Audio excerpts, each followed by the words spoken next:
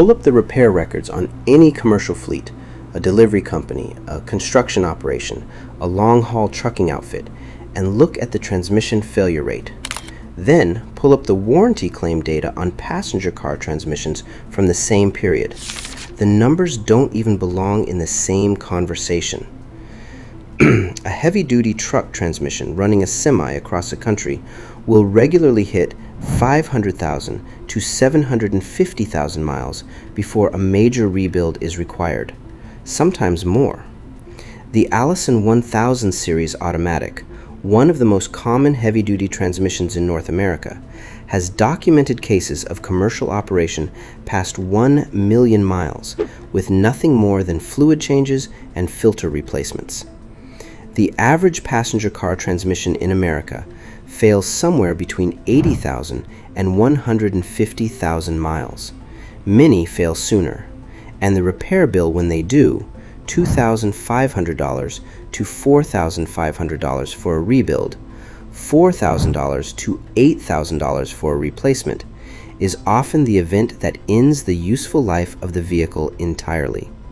Same basic mechanical function, completely different lifespan. And the reason has nothing to do with how hard you drive your car versus how hard a trucker drives their rig.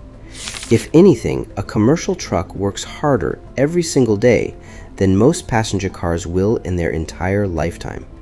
The difference is engineering philosophy, and understanding it will change how you think about every vehicle you ever buy. If this is your first time on this channel, this is what we do here. We go under the hood of the automotive industry and show you what's actually happening versus what you're being told. Hit subscribe. What comes next will change how you look at your own vehicle permanently.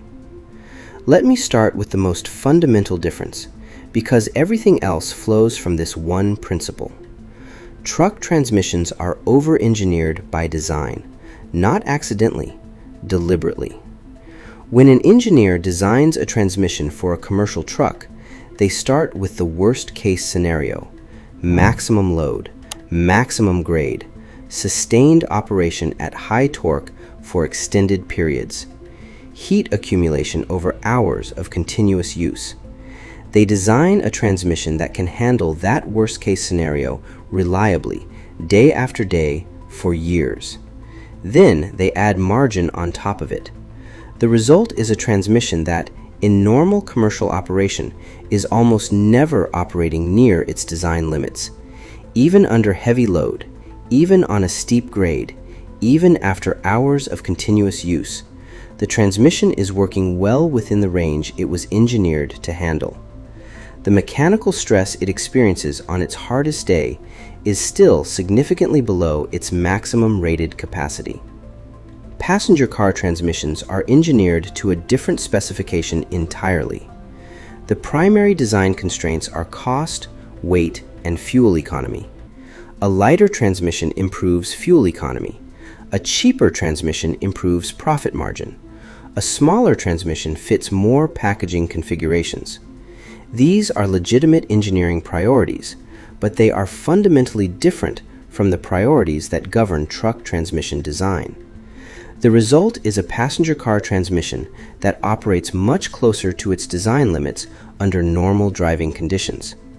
Stop-and-go traffic on a hot day, aggressive acceleration at a traffic light, towing a small trailer on a weekend. These are not extreme use cases, but they push a passenger car transmission toward the upper end of its thermal and mechanical capacity in a way that a truck transmission simply never experiences under comparable relative load. Over 100,000 miles of this kind of operation, the difference in accumulated stress between a transmission engineered with large margins and one engineered with minimal margins becomes the difference between 500,000 miles and 100,000 miles of reliable service life. Now, let me get specific about the mechanical differences. Because the over-engineering principle shows up in every single component of a heavy-duty truck transmission. The gear sets first. A truck transmission uses helical cut gears machined from high alloy steel to much tighter tolerances than passenger car gears. The tooth geometry is designed to distribute load across a larger contact area, reducing the stress concentration at any single point on the gear surface. The heat treatment process, case hardening to specific depth and hardness specifications, creates a hard outer surface that resists wear while maintaining a tough core that resists fracture under impact loads. Passenger car transmissions, particularly modern automatic and dual clutch units, use smaller gears made to lighter specifications because every gram of weight saved improves fuel economy numbers. The gear sets work adequately under normal passenger car loads, but the tolerance stack between adequate under normal loads and fails under sustained stress is much thinner than in a truck unit. The clutch packs and friction elements next. An automatic transmission, whether in a car or a truck, uses clutch packs to engage and disengage different gear ratios. These clutch packs consist of alternating steel plates and friction material plates squeezed together hydraulically to transfer torque. In a truck transmission, the clutch packs are larger in diameter, use more plates, and use friction materials engineered for sustained high-temperature operation. The total friction surface area in a heavy-duty truck clutch pack can be 3 to 5 times larger than the comparable unit in a passenger car transmission. More surface area means lower pressure per unit of surface area, means lower heat generation per shift, means longer friction material life. The cooling system is where the gap becomes most obvious. Heat is the primary killer of automatic transmissions. Every time a clutch pack slips during a shift, it generates heat. Every time the fluid is sheared through the hydraulic circuits, it generates heat. Every time the transmission operates under load, it generates heat. Managing that heat, getting it out of the fluid and into the cooler before it breaks down the fluid chemistry and damages the friction materials, is the central challenge of automatic transmission design. A heavy-duty truck transmission has a dedicated external cooler, typically a plate and bar oil-to-air or oil-to-coolant heat exchanger that maintains fluid temperature within a controlled range regardless of operating conditions. The cooling system capacity is sized for worst-case sustained operation. It can keep the fluid within its optimal temperature range even during extended mountain descent with a full load on a hot day. A passenger car transmission typically uses a cooler integrated into the engine radiator, a small coil of lines running through the end tank of the radiator. On a moderate day in light traffic, this is adequate. On a hot day in stop-and-go traffic, particularly with any additional load like a trailer or roof cargo, fluid temperatures in a passenger car transmission can spike to levels that begin degrading the fluid chemistry and damaging the friction materials within a single drive cycle. This is not a theoretical concern. It is the documented mechanism behind a significant percentage of passenger car transmission failures. The fluid overheats. The friction materials harden and glaze. The clutch packs lose their ability to hold and transfer torque cleanly. The transmission starts slipping, and within a relatively short period, it fails. The fluid itself deserves a specific discussion, because this is an area where the automotive industry has made decisions that directly harm long-term reliability in pursuit of short-term cost reduction. Automatic transmission fluid is the most critical maintenance item in any automatic transmission. It lubricates the gear sets and bearings, provides the hydraulic pressure that actuates the clutch packs and valve body, and carries heat from the friction elements to the cooler. Its chemistry is precisely formulated to maintain viscosity across a wide temperature range, resist shear degradation under hydraulic pressure, and provide the specific friction characteristics that the clutch packs require to shift cleanly. As it accumulates heat cycles and shear stress, it degrades. The additive package breaks down. The viscosity modifiers lose their effectiveness. The friction modifiers are depleted, and the fluid that was once protecting your transmission begins attacking it. The correct response to this is regular fluid changes. Drain the degraded fluid, replace the filter, refill with fresh fluid. Simple, inexpensive, and enormously effective at extending transmission life. The automotive industry has moved away from this maintenance practice in passenger vehicles. The trend since the 1990s has been toward lifetime fill transmissions, units that the manufacturer declares require no fluid changes for the life of the vehicle. This designation exists primarily for marketing purposes. A car with no required transmission service appears cheaper to own. It makes the maintenance schedule look simpler, and the transmission may well last through the warranty period, typically 60,000 to 100,000 miles, without a fluid change. What happens after the warranty period is the manufacturer's least urgent concern. Commercial truck operators never adopted the lifetime fill approach. Fleet maintenance schedules mandate transmission fluid changes at regular intervals, typically every 25,000 to 50,000 miles, depending on application and operating conditions. The fluid is changed because fleet operators understand exactly what degraded fluid does to a transmission, and they cannot afford the downtime of a transmission failure on a revenue-generating vehicle.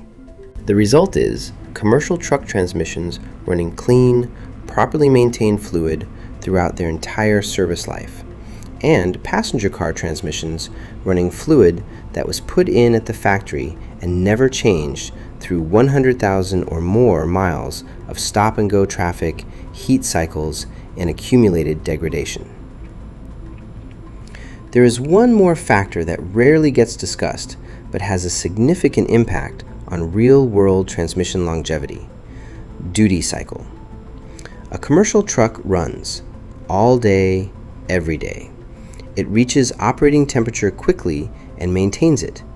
The transmission fluid reaches its optimal viscosity and stays there. The hydraulic circuits operate at consistent pressure. The shift quality is consistent and predictable. A passenger car does short trips, cold starts, 5-minute commutes where the transmission never fully reaches operating temperature, weekend drives with long idle periods.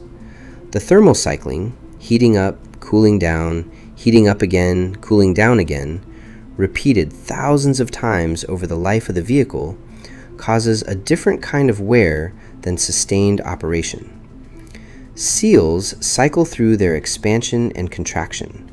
Clearances change with temperature and then change back. Water contamination accumulates in the fluid from condensation during cold operation.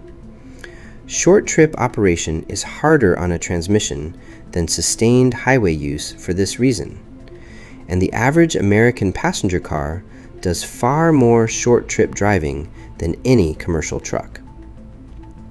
Here's what this means for you practically.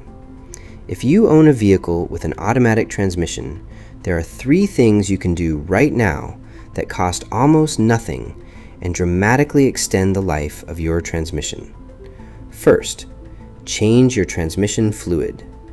Regardless of what your owner's manual says about lifetime fill, drain it. Replace the filter if it is accessible. Refill with the manufacturer-specified fluid type. If your vehicle has more than 60,000 miles and has never had a fluid change, do this before you do anything else.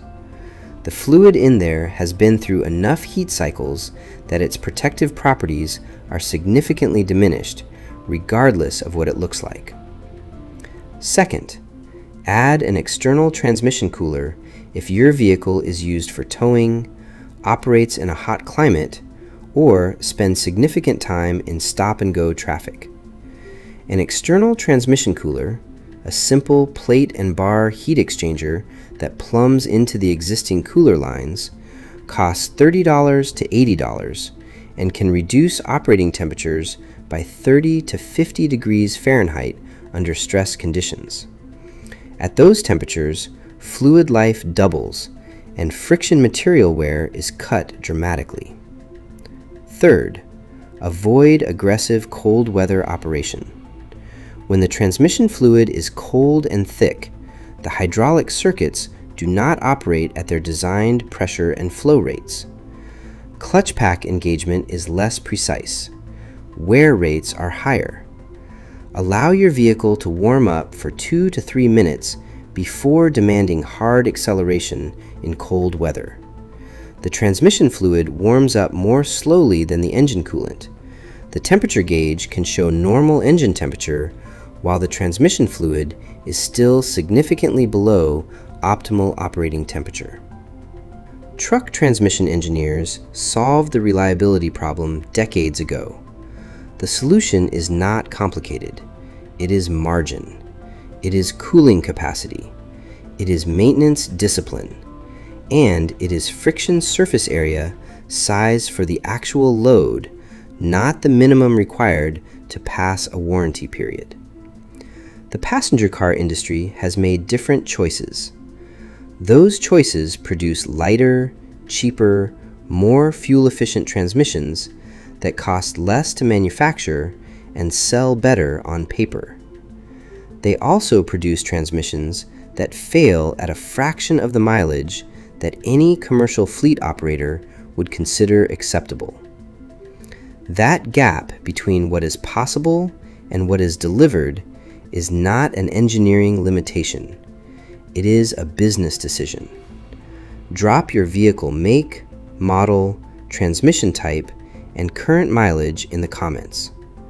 I will tell you exactly where your transmission sits on the risk curve and what maintenance it needs right now to make it to 200,000 miles. Next video, the one transmission type that combines the durability engineering of a truck unit with the fuel economy of a modern passenger car transmission. It exists. 3 manufacturers are building it, and the mainstream automotive press has barely covered it.